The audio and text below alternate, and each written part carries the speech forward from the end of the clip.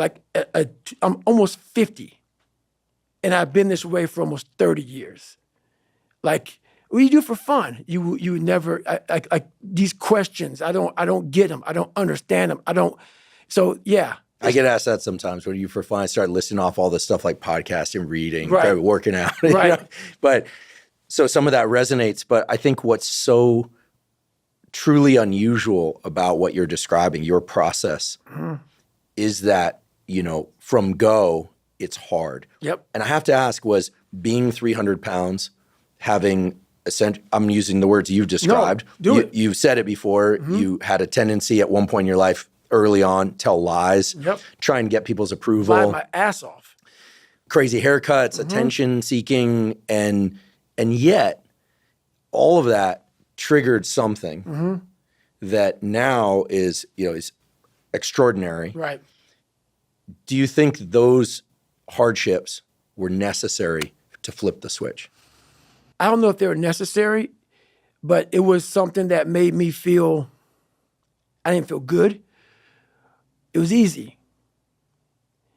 The brain that I was given as a child, it was easy to go home and think about how do I want to be a freak today?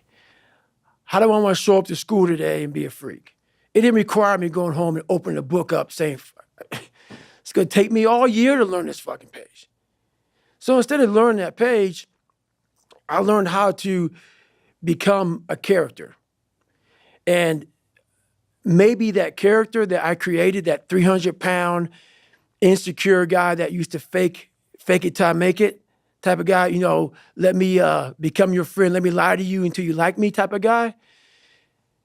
When you have any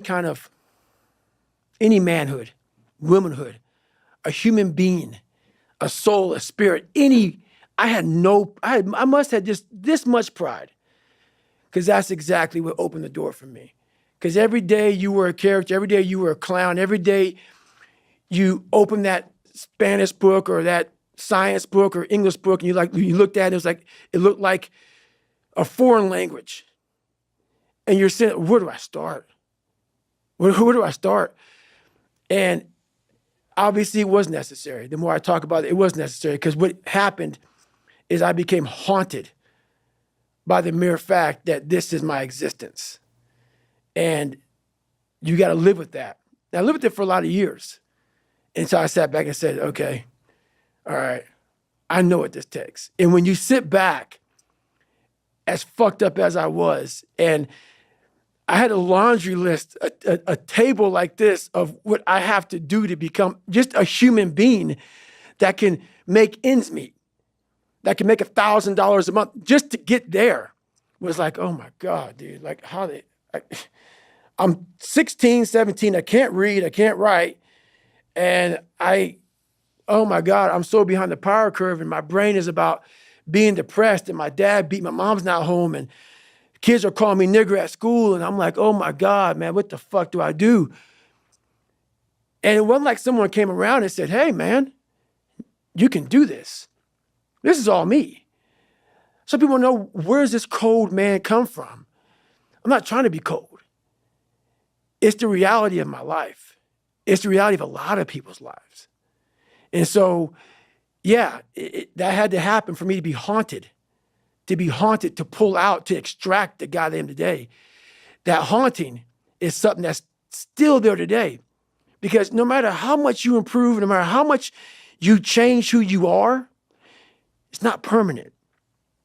You don't just wake up and say, oh my God, man, you're David Goggins, you break records, you do this, you do that. People want to know, how are you able to just be so hard? Because I never turned the fucking thing off. Because once it turns off, I go right back to the David Goggins that is. And that's the guy that I'm constantly fighting every day. And it's a choice. And that choice makes you misunderstood. It makes you crazy. That's why I hate fucking social media. In 2013, people wanted me to write my book. I did it in 2018. It took 5 years. And the reason why I didn't do it, I sat at a table and Jennifer was there. This is before she started working for me. I started dating her, whatever. And all these people were there. And they're like, man, you got to go on social media. And I was like, fuck you, man. Like, I'm not, it's poison. It's poison because I knew what I did to get where I am. And I'm going to have these people, these normal, everyday people, fat, lazy, exactly who I was, judging me. Because I know it, because I was once them. All my hard work, all my dedication, I'm going to have some normal dude get his little brownie, his little ding-dong, ho-ho, Twinkie, sit there with his coffee, picking me apart.